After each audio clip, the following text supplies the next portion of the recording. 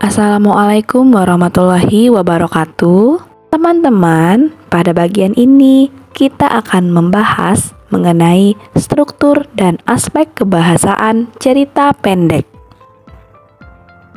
Kompetensi dasarnya yaitu menelaah struktur dan aspek kebahasaan cerita pendek yang dibaca atau didengar. Tujuan pembelajarannya yang pertama, menelaah struktur cerita pendek yang dibaca dengan tepat.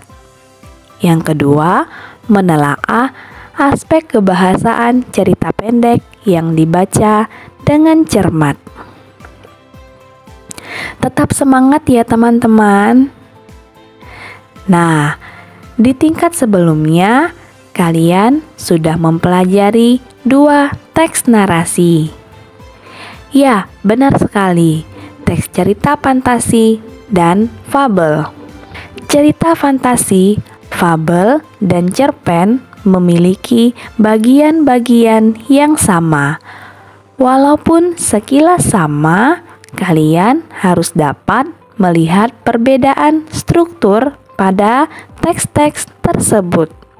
Nah, pada cerita fantasi ada orientasi, pengenalan, kemudian ada komplikasi, yaitu terjadinya peristiwa dan konflik, kemudian ada resolusi, yaitu penyelesaian masalah.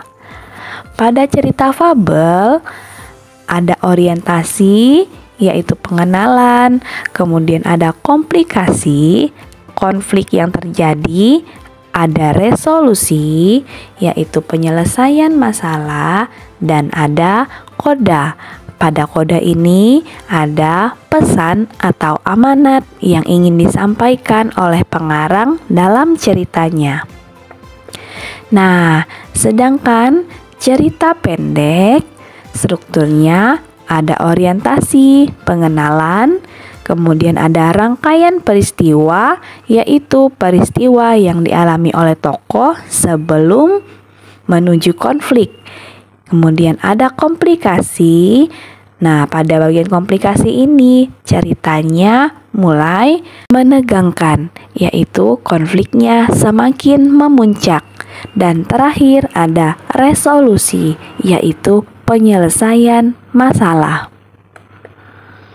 Nah, kemudian aspek kebahasaan dari teks cerita pendek.